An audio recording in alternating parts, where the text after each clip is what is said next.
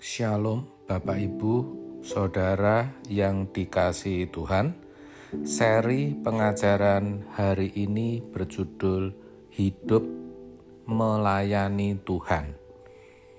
Ada dua hal yang harus diperhatikan agar kita menjadi anak kesukaan Tuhan. Yang pertama, jangan memberontak kepada Tuhan.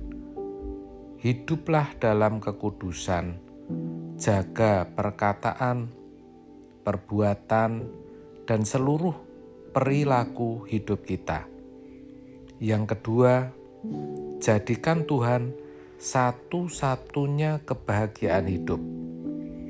Kebahagiaan yang lebih dari segala kebahagiaan, sehingga kita rela kehilangan siapapun dan apapun asal tidak kehilangan Tuhan. Kalau sudah begitu, Tuhan akan menggarap kita.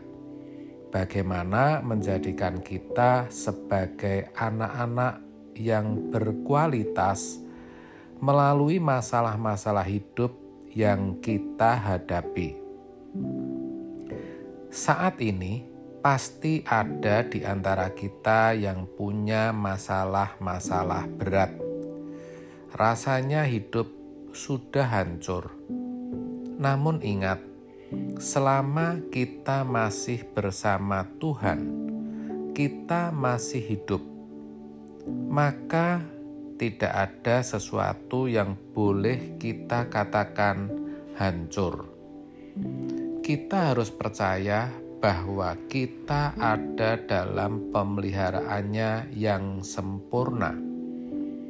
Jadi, kalau kita ada dalam keadaan terancam dan rasanya hancur, percayalah, itu hanya nyaris.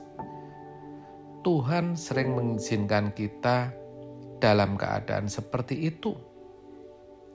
Seperti bangsa Israel yang sengaja dibawa Tuhan di pantai Laut Kolsom. Mereka sudah berjalan sesuai dengan petunjuk Tuhan. Namun, tentara Firaun masih bisa mengejar.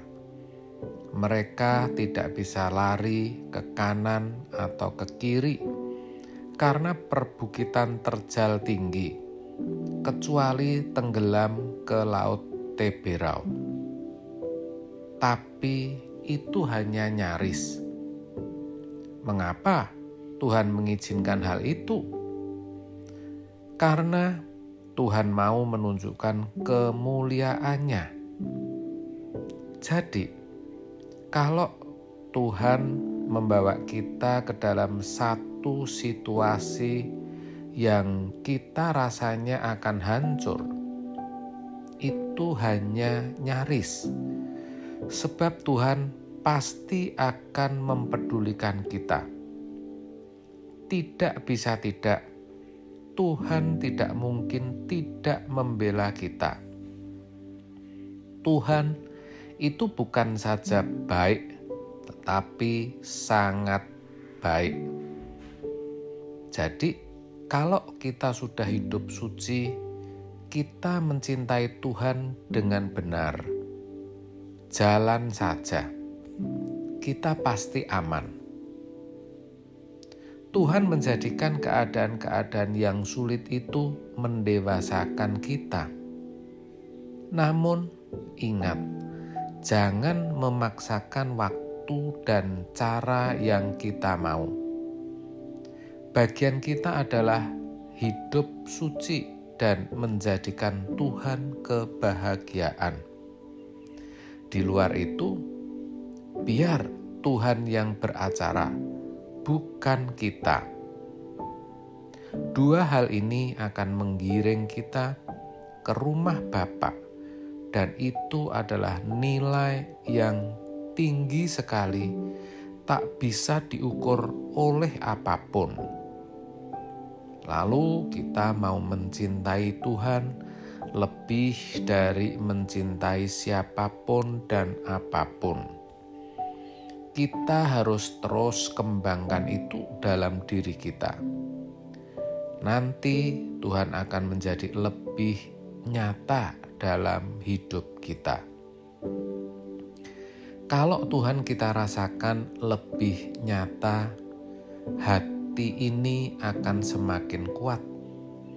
Ketika kita menghadapi persoalan-persoalan berat, ancaman-ancaman yang nyaris membuat kita jatuh, tetapi kita tidak akan jatuh. Karena Tuhan pegang tangan kita. Tuhan melindungi dan menjagai kita. Percayalah. Satu hal yang indah sekali adalah ketika kita nanti melihat pertolongan Tuhan pada waktunya. Kita akan melihat bukti pertolongan Tuhan, yaitu ketika Tuhan membela kita. Pada saat itulah kita merasa berhutang kebaikan sampai berhutang kehidupan. Kalau sudah merasa berhutang, kita tidak lagi berurusan dengan Tuhan hanya untuk meminta berkat atau memanfaatkan Tuhan. Sebaliknya, kita yang mau dimanfaatkan oleh Tuhan. Sejatinya, Tuhan tidak butuh tenaga kita. Namun, dalam anugerahnya, Tuhan berkenan memberikan kepada kita kesempatan untuk melayani Dia. Ini luar biasa. Kesempatan seperti ini adalah kesempatan yang tidak pernah akan terulang selama-lamanya. Jika kita tidak memanfaatkannya,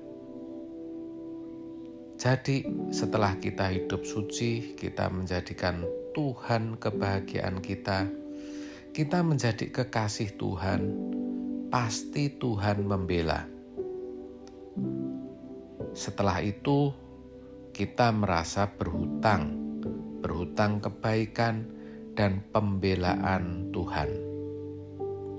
Kalau kita sudah berhutang pembelaan Tuhan, maka kita sekarang akan ganti membela Tuhan. Bagaimana cara membela Tuhan?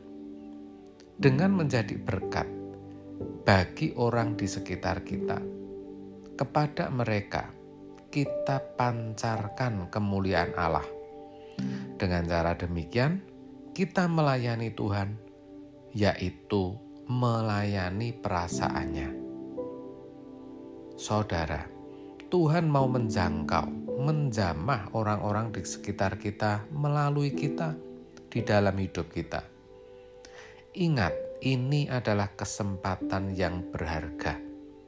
Jika kita melakukannya, maka kita menjadi orang yang layak disambut dalam kemuliaan bersama dengan Tuhan Yesus nanti.